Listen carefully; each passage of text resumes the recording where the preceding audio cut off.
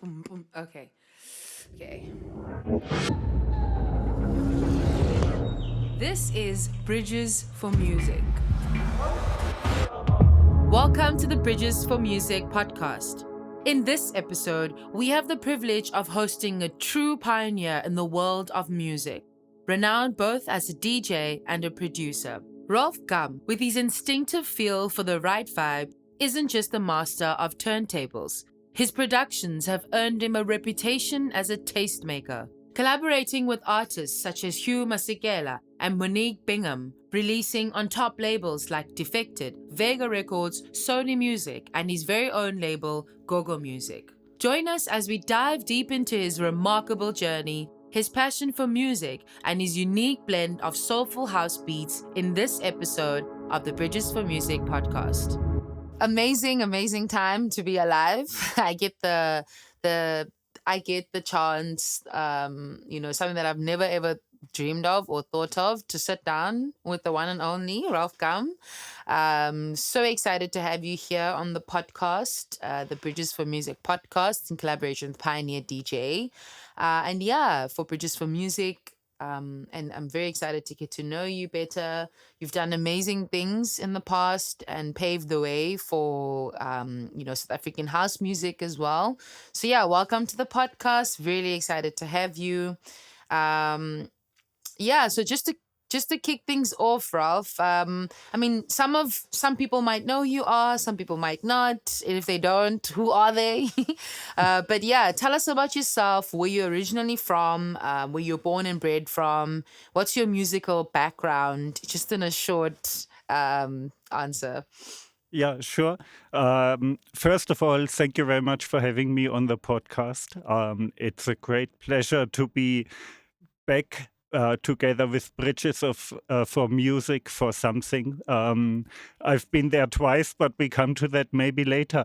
I'm a German-born and raised guy who started loving music in his teenage years, and from there onwards, it was a lot of steps to becoming where I'm now. But yeah, it was the love for music which brought me into firstly DJing and secondly producing music. And along the way, I released on a lot of different labels and kept on doing soulful house for most parts of my life. And in 2012, as life goes, you never know, I relocated to the beautiful country here in South Africa. Just kept on doing that in between as well. Founded my own label, Gogo Music, to have the freedom of the creative freedom of doing the music I want. And I'm in the music industry now for more than 30 years and Wow. still loving what I do. Wow, that is amazing. 30 years. Wow. I think if you're not getting an award soon of like a commemorate at these big events, I'll personally write to them and ask them, please. I just want. The biggest award actually is still being around and still being able to do what I want to do. So Yeah. as long as people and those who support the music and the listeners support the music, that's the best award you can get. Wow, that's so sweet. I've never ever thought about that. Actually. So I think I'll look forward for that award as well, because really, it's very difficult to do what you love in this industry in this time, which is obviously the music industry, and have people really respect you and support you for that. So that's really true, eh? But just for interest's sake, people that don't know you, and also a personal question, why Gum? Like, why Ralf Gum? It happened by coincidence. When I started out DJing, I played at a club and they called their Friday night Gum Night. The, Oh. the reason for it, I never found it out, but I was playing there with a friend and people started referring to us as the Gum team because we've been the resident DJs of that night. Oh, And wow. from there onwards, I just kept it. I found it sounds memorable and it's cool behind my real first name, so I kept Gum. Wow, that is super awesome. I was like, maybe some bubble gum or something, but Uh, that's really cool. And then I just wanted to know, in terms of I mean, you've been going for quite a while and you've been keeping very true to your sound as Ralf Gum. But where would you draw your inspiration from starting off, like with working with artists like, Robert Owens, Hugh Masekela, and Monique? How have you remained true to your signature sound while, collaborating with so many great artists? um, I think again, I mentioned it already. It's the love for music, and I believe art has to be honest. I believe the listener hears if it has an honest intention and if it's the music you do was what you really felt at that moment. Mm, It translates into the whole production. So yeah, I I felt always fortunate and lucky that I was able to keep on doing what I do without yeah, changing too much. And I don't see any reason to change what you really want to do as long as life doesn't force you to. mm, And it helped me to keep that signature sound and as well develop it further. I hope. I don't want to sound the same like 25 years ago.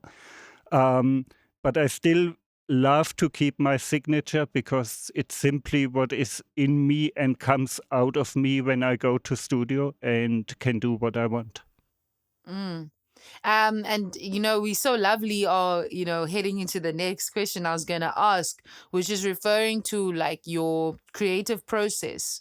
So hypothetically speaking, could you quickly kind of run us through your specific process as Ralph, when starting off a track that you're gonna produce? Like, Yeah.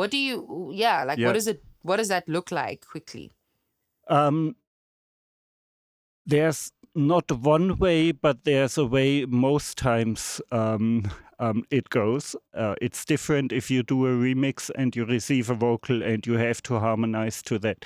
But Yeah. usually, my progress is I need to know the key I want to work in.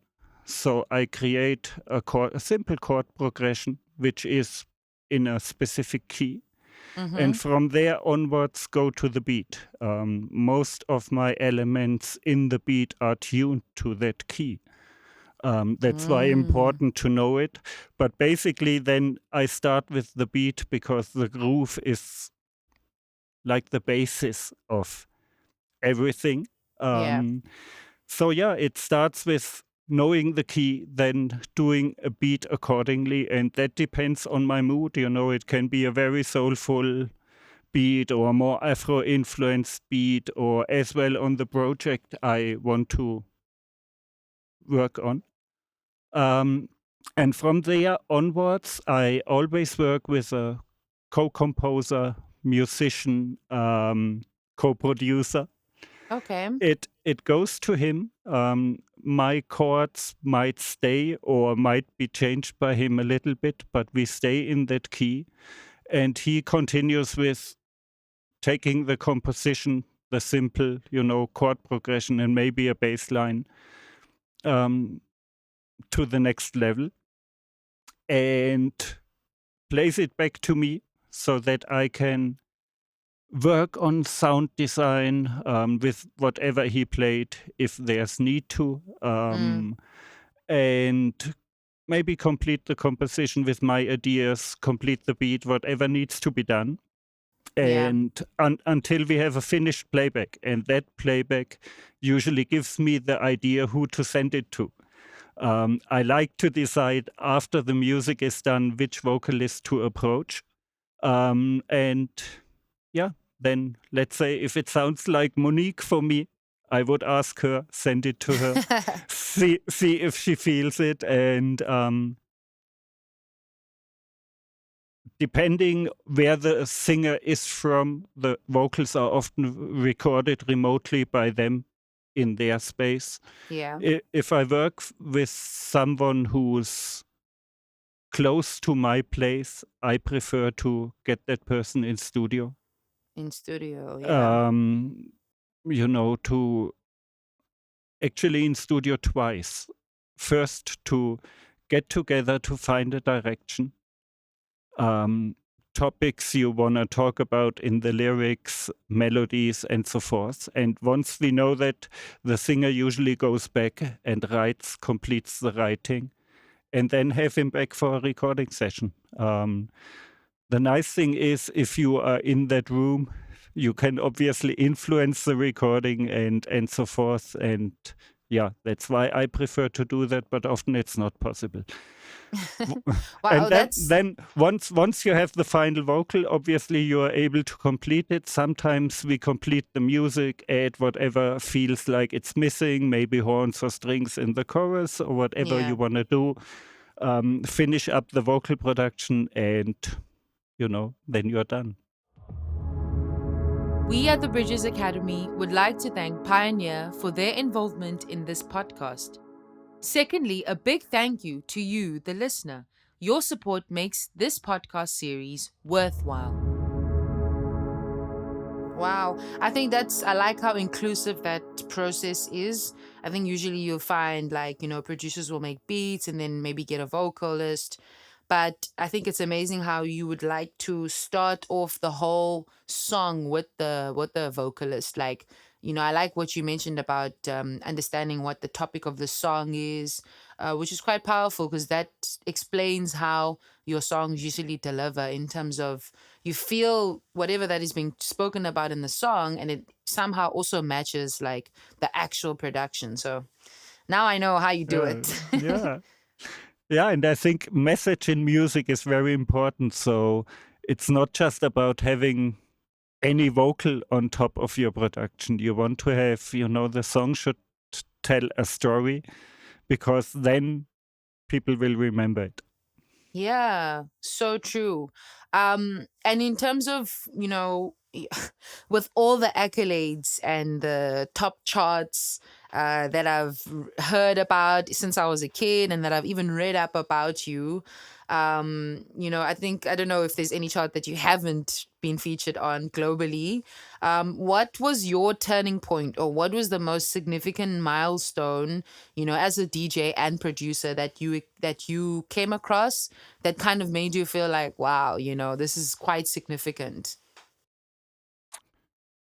Oh, that's a difficult question. I feel like it was more a steady upward journey than specific moments which, shaped me and shaped the career. And there are so many memorable ones. Mm. I can't tell you.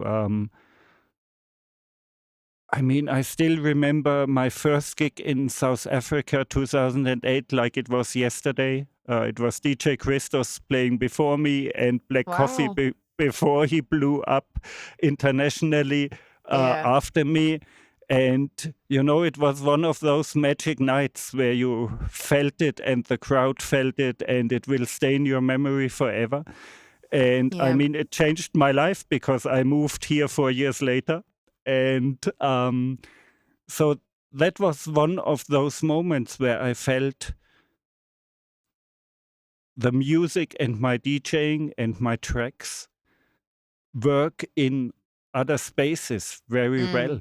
Mm. And it gives you confidence just to keep on. And again, not to change. We spoke about it. How is it possible to stick to what you do? It's those gratifications you get from Yeah. people on gigs, and it shows you that you do something right and never change something that works. Mm. Yeah. And as you're speaking about how your first, well, that special memory for you is the one that kind of I guess ignited that idea of moving to South Africa.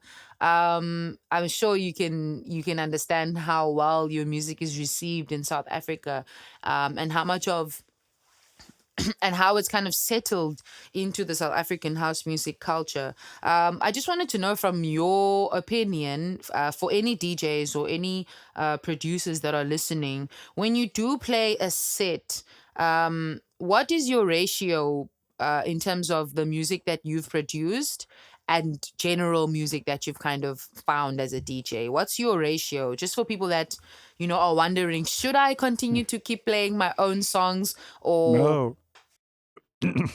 So it really depends on the gig. I don't have a standard ratio, and I don't really plan my sets. I go to a gig, feel the vibe, look at the people, and play accordingly. I don't play a lot of my own stuff. If I play 3 tracks of mine in a set, it's usually a lot. Just this past weekend, I played none, I think, Um, wow. um, for me, DJing and producing, I mean, somehow as a career, they often go hand in hand, but it's Yeah. two different jobs for me. Mm, In studio, I want to give you me and what I feel and what I do. If I mm, go out playing, I think the job of a DJ is as well to introduce new music. And true. if I have enough good music of other people, I play that. And if I don't have a current release, which I feel I want to play because it sounds fresh and new to me too, um, like I say, I sometimes don't play my music, and on other gigs, I see people want to hear my music, Mm, and they don't mind if I play a track which is 10 years old or whatever, yeah. because I mean, it's still how they maybe got to know me or what they love about me. So I don't mind playing them, but I use them as peaks in my set very Mm. sparely, actually. Wow. I think, yeah, that's very interesting to know. I think I always like to know the difference with all people that are producers and DJs, what they take on what we're speaking about is, and that's so true because I mean, yeah, you are a I tastemaker as a DJ. Sorry. I wanted to add exactly that. I mean, there's no right and wrong, and as well, a lot of people go to a DJ set to hear the music of the DJ, but Mm, it's as well about how you define yourself. And as a DJ, I rather want to be the tastemaker and educate people and introduce new sounds, because otherwise I think it becomes boring. You yeah. repeat the same songs on every gig.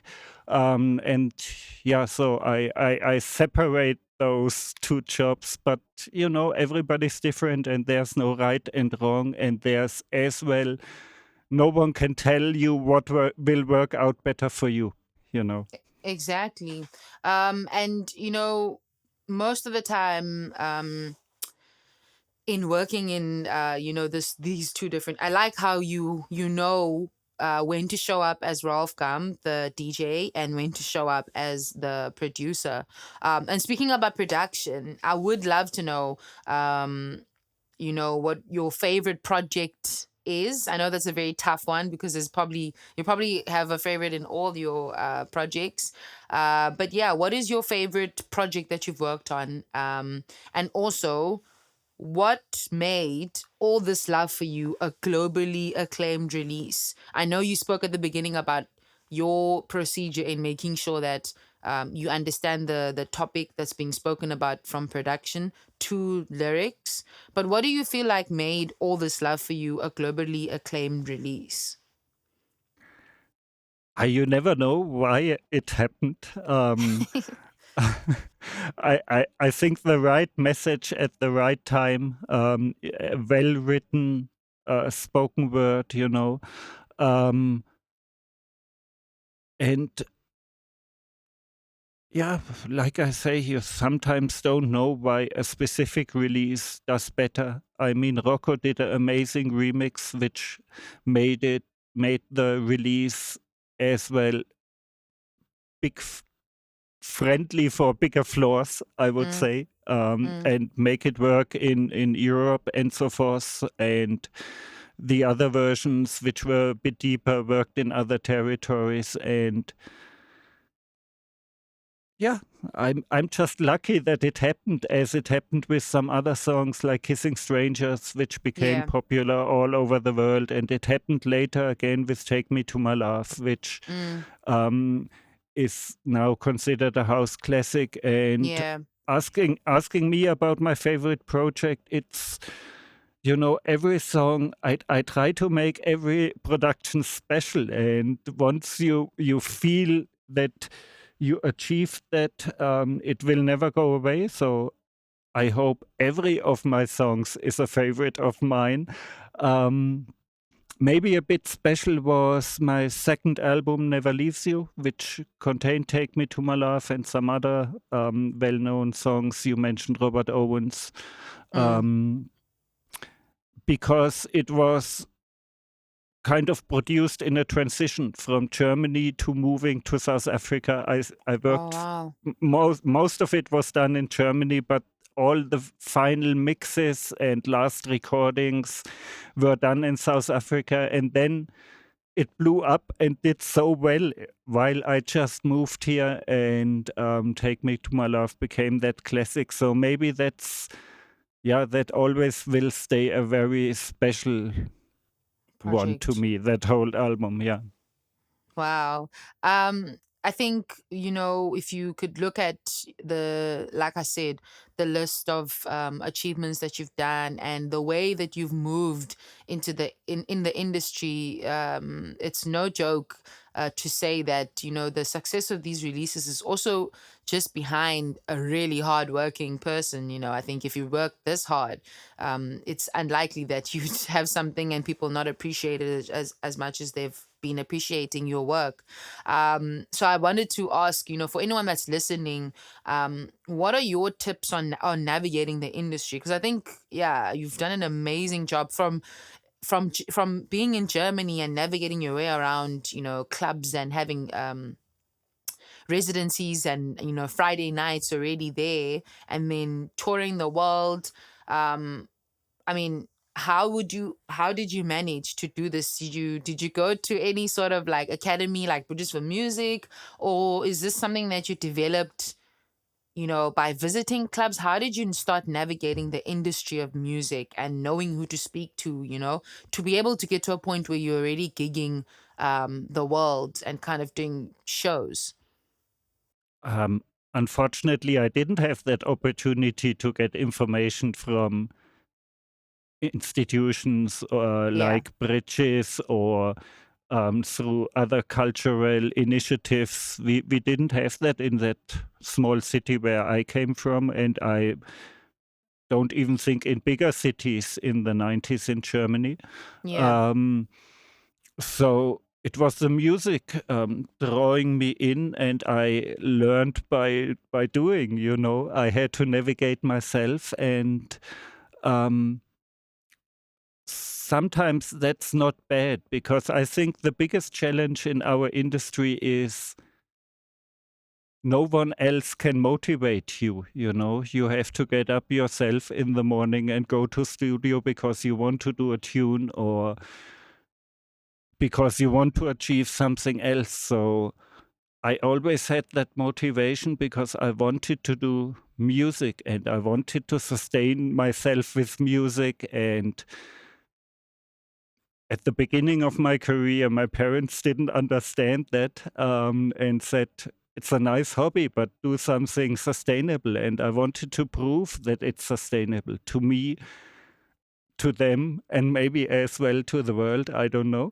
And that kept me going. And you know, I learned to navigate through it. But I think the biggest factor which made it possible is that the motivation was always there.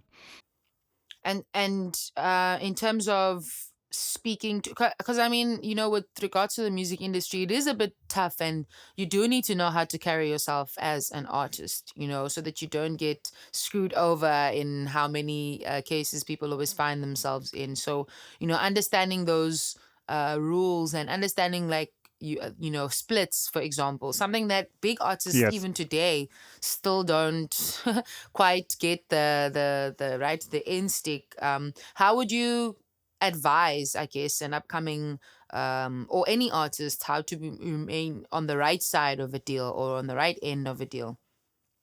Inform yourself before you sign a deal. The internet makes it much easier.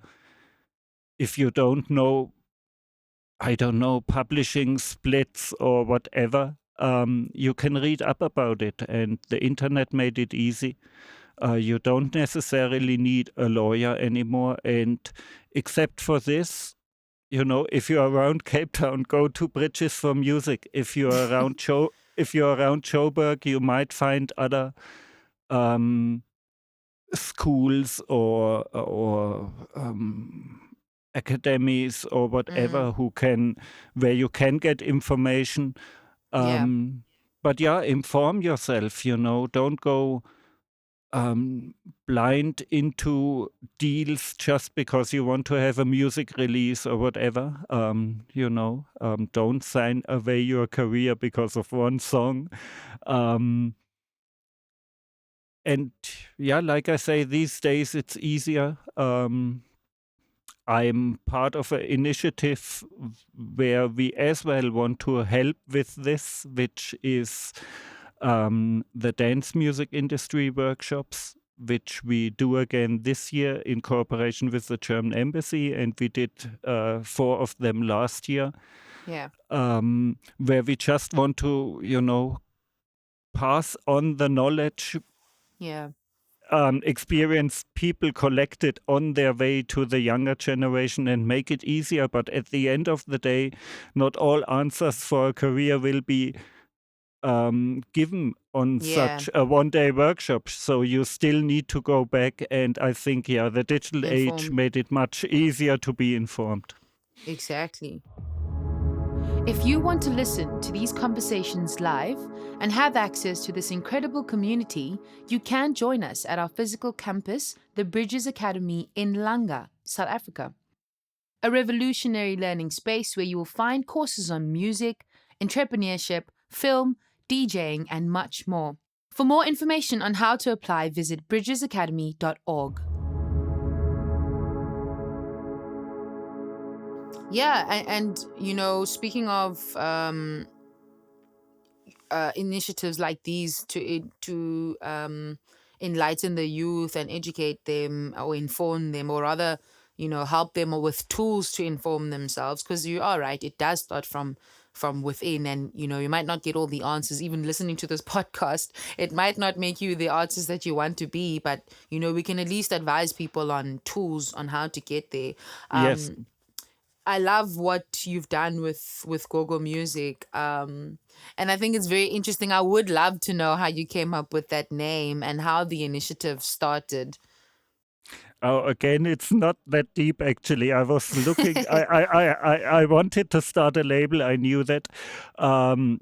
I had released on many others before, and I felt like in Germany at that time there was no platform for a real soulful house. There have been house labels who eventually as well released a soulful song, but then again something harder and so forth. I really wanted to create that platform for the music I felt most.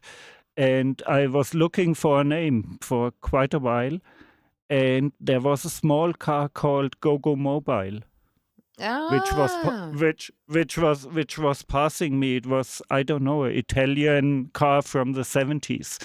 And I was like, GoGo Mobile, GoGo Music sounds good. So that was the idea, and then created the logo around it and started the label in 2001.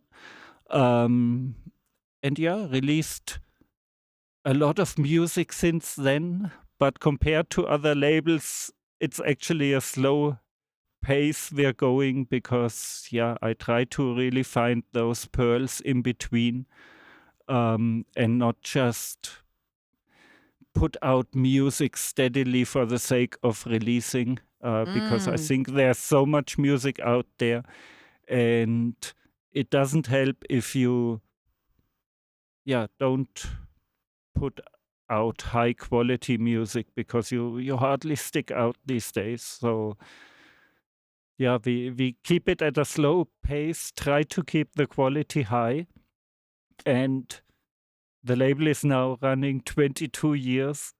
Wow, Um, congratulations. yeah. And to be honest, the focus always shifted a bit. At the moment, I feel like I want to be more in studio and find more time. So we probably will release even less than before, and Mm, not really actively sign new artists, which always has been something we wanted to do, support other careers by giving people a platform. I realize label work is hard work and it becomes harder and harder these days. And I, if I spend too much, too much time on the label, I hardly make it to studio, and I want to be more in studio. So it slows down a bit, which is a shame, but it will be still here, yeah, putting out good music from time to time. exactly. And I guess that's the way that you can work better with it is by having the high quality music versus, the too much but not wanting to rush for too many releases and wanting to Yes. keep it, like good quality music. How do you select your new projects? Do you prefer people to just, submit to the label, or do you handpick artists and kind of um walk them through a release under the label? How does it work with Coco? Um, we always wanted to work on real artist development, meaning not really signing off one track of one person, Yeah. but work with someone mid or long term, having a string of releases and building that person along the way. Um, it depends on that person, but as well give guidance in those aspects where guidance is needed. That might be the final mixdown of a song, or that might be business aspects. Mm, Um, and yeah, we've always everybody who released on the label usually stayed for some years, as a part of the journey until they were ready to move on, maybe do their own label, um, or some of them unfortunately quit the music industry at some point as well. mm, But yeah, the aim is to build those people along the way so that they are able to stand on their own feet at some point alone, and then mm. continue their journey. And so it's really handpicked people. But again, there's no fixed rule. If someone sends something which is super dope and outstanding, we still would love to release it. So yes, you can send demos via email, but usually we, wanna get to know that person, and it's not only about that one song. Awesome. I think that's good advice for anyone who's, wanting to probably release on the label. And I like that you taking that kind of more personal attempt instead of just wanting to, sign off one track. I think we need more of that at the moment with this rapidly growing industry. Um, but that just kind You of know, moves. these days it's very easy to release a track. If you have a track and you want to release it, you can upload it yourself through a distributor to all platforms. You don't really need a label to release music anymore. So I feel for a label it becomes more important to present something which, yeah, stands out, and that's why we like that approach. Mm. Um, and with regards to releases, I think this kind of does go back to what you've covered in terms of quality, with your projects. And you mentioned also at the beginning when I was asking, in fact, in most of your answers, I get this feeling that South Africa really is a special place for you in terms of your musical, I don't want to say growth, but just your musical nurturing. I feel like maybe you personally enjoy the reception that your music gets, and the nurturing that your music gets in South Africa. And one of your latest projects with Ayanda, your Mm. special. I was listening to that song the entire time while prepping for the podcast, by the way. But Ayanda and the likes of Toshi and Oluhle, and most of the other collaborations have been with, South African or African vocalists. I just would love to ask, what is it with, African inspired vocals, that kind of grabbed your attention? Is there a specific technical detail? What is it about, those type of vocals that captured your attention? I wouldn't say necessarily it's African inspired vocals. I mean, I work a lot with South Africans because I'm here, and it's good to work with people at home and dive into the local scene and not, send playbacks only to America or the Yeah, UK or somewhere, yeah. because it builds the industry here too. Mm-hmm. And um,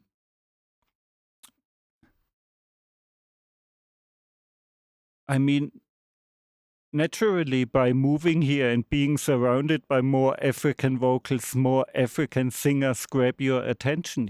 I might not Mm, have heard of Ayanda if I wouldn't have moved here.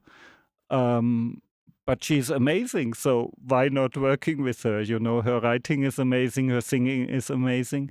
So I think it's just because life took me here, and because you said you feel in a lot of answers that it's a special place for me. I feel like my music always and myself, where I feel my music is at home. I was looking for that place for a long time in my life, and I was always able to sustain myself with music. But after my move here, and once I felt that I'm accepted and as well appreciated here, which I'm very grateful for, I felt the music found its home here somehow. I mm. can't tell you why a German guy feels like that, but you know, I feel it's understood here, and as well, it makes it easier to find those collaborations because, I mean, for Ayanda, she understands the music, the grooves, and the vibe very well. While there might be amazing German singers, but if I bring them the same playback, they wouldn't feel it as naturally as a lot of people do here. Mm. Wow, I think that move was definitely a really good choice. I think, yeah, the music is always, complemented by the vocalist, and the way that your vocalists, I don't want to say how you pick your vocalists because I'm not sure how you come across them and if you ask them for vocals when you think about, but the way that you select whoever that you collaborate with, it always complements each other. And I think that speaks on the journey that you guys take when you collaborate, which is quite powerful. And then it goes back to the quality, that you are always keep in mind when you're working. Um, and we spoke earlier on about gogo music and how it's important to find good music instead of just releasing for the sake of it. What is your take on the musical trends and evolution? I mean, when you moved to South Africa, it was significant to South African house music scene, and kind of shone a light on SA, and the rest of the world was now finally, looking at South Africa. um Obviously back then, I believe, I mean, I'm a bit young as well, so I can't really speak much on how people consume music way back then. But it seemed like it was more compilations more than anything that South Africans were consuming in terms of house music, due to the lack of not having resources to hear more of what is actually out there. So I guess what I'm trying to say is there was like a tunnel vision of what people were consuming versus the freedom now of finding whatever your mind desires to look for. So with that change, how do you see South African house music at the moment? Because it seems like we are more of an so back then we used to import a lot of music, but now it seems like people are taking from us and drawing inspiration from us. So what is your take on the evolution in the trend of South African house music? I think it's amazing to see where the SA music and stands now and how the world looks on SA. It changed a lot. The compilation times you were talking about were before I came here too, but yeah, I know exactly what you say. It was mainly imported music, and I think a lot of initiatives like the Southern African Music Conference, which was run by DJU, Mm, from I can't tell you the exact years, but I've been invited the first time in 2009 to teach there. It made a lot of connection. It built a lot of bridges as well to Europe, and it made the music travel. And it made as well the stories about South African house music and its scene travel to overseas, and it yeah, created more interest.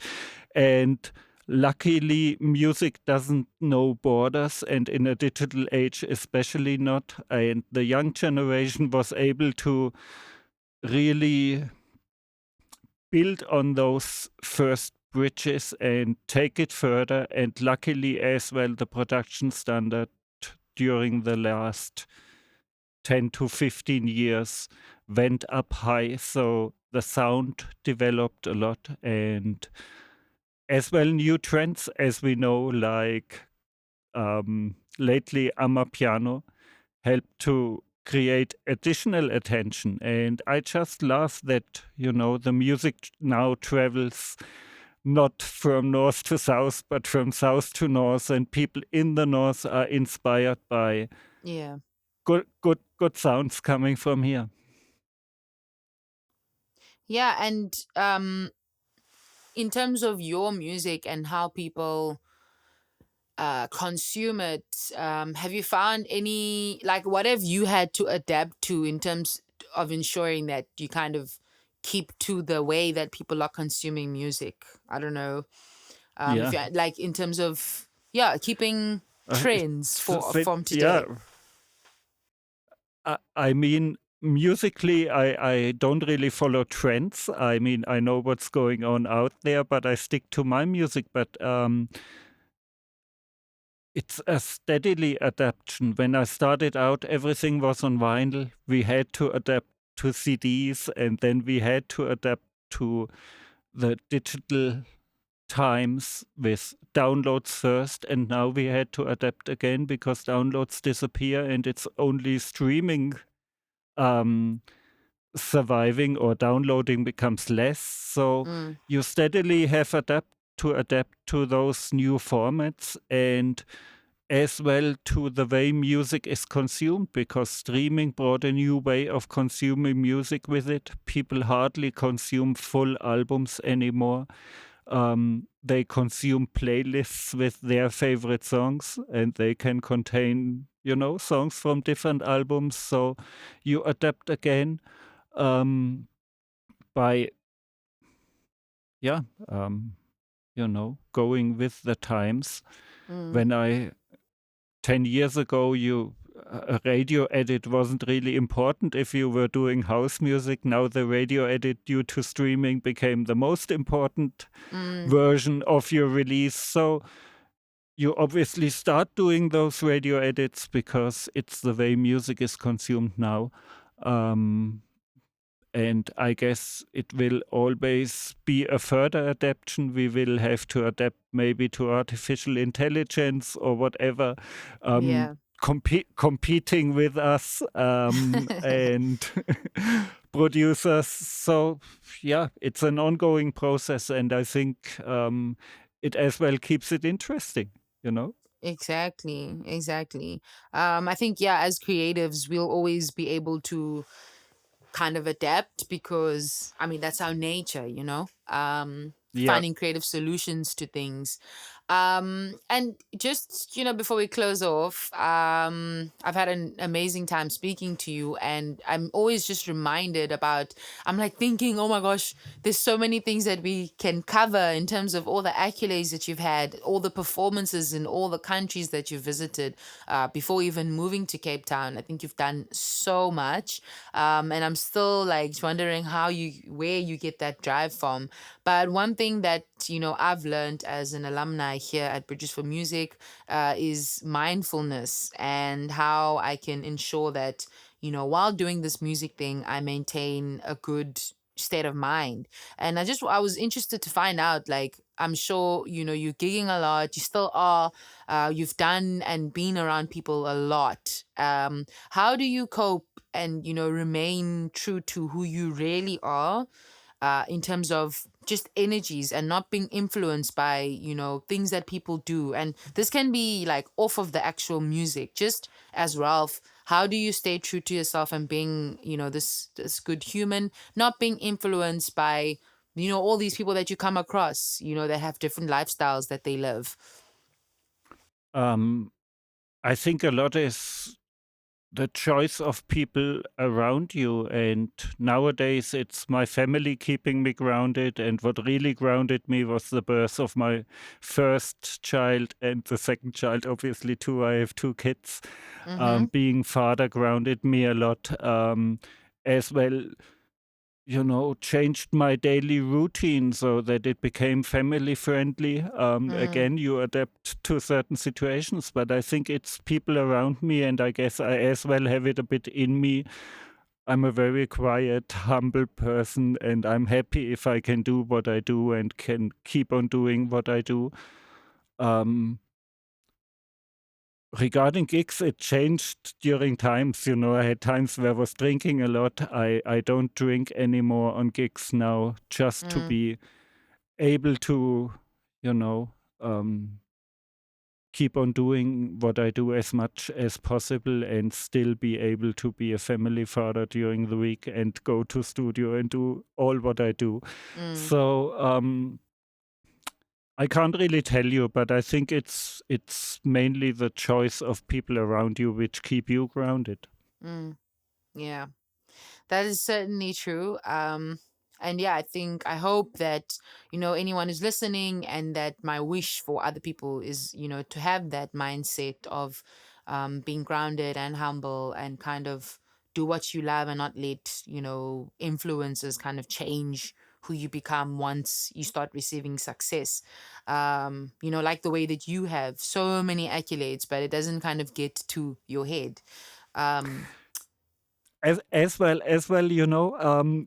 um, obviously, if you do interviews, you look back on your career. But for me personally, every morning I look to what's before me and not what I did in the past, and that as well wow. helps me to just keep going.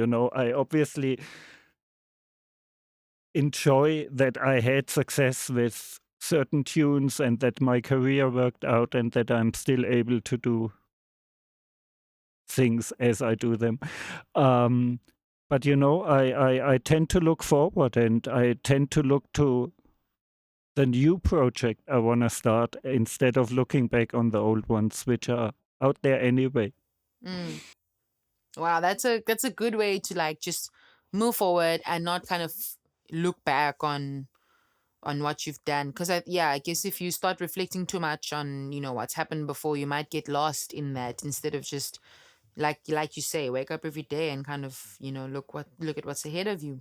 Yes. And just, if you have any cats in the bag that you'd like to let out? Do you have any upcoming releases or anything that you'd like to share with us, or anyone who's listening, on any future projects? Yeah, sure. I'm always working on something new. So in August, I don't know the exact release date, a new compilation album on Soul Candy will be Oh, wow. released, which contains a bit of new stuff and a bit of stuff which is already released, but only was released in single format, so it as well will contain Your Special Again and some other singles I released during lockdown. Okay. And then I'm hoping to release at least one more single this year. I'm working on something with Clara Hill. Going back to my German roots, working with a German girl. um, which, yeah, hopefully drops this year. A main focus lately has been working on what I already mentioned, the dance industry workshops, which we Yeah. will hold this year again in different areas than last year. So we try to move throughout the country to bring the education to all different parts and provinces in the country.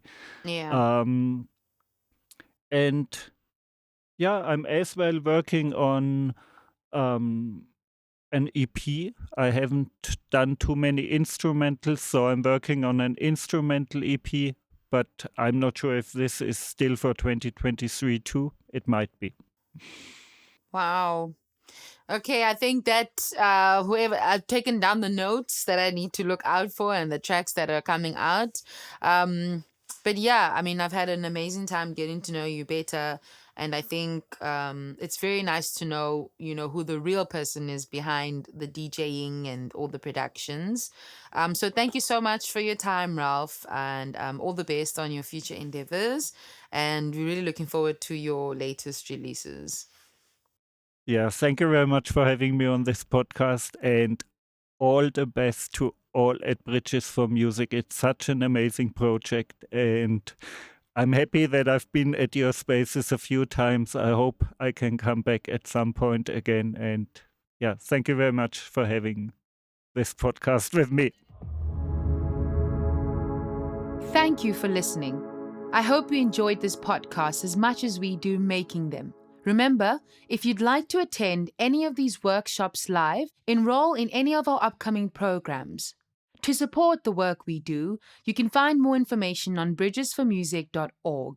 Please don't forget to subscribe, as we'll be bringing new inspiring conversations soon. Until next time, keep safe.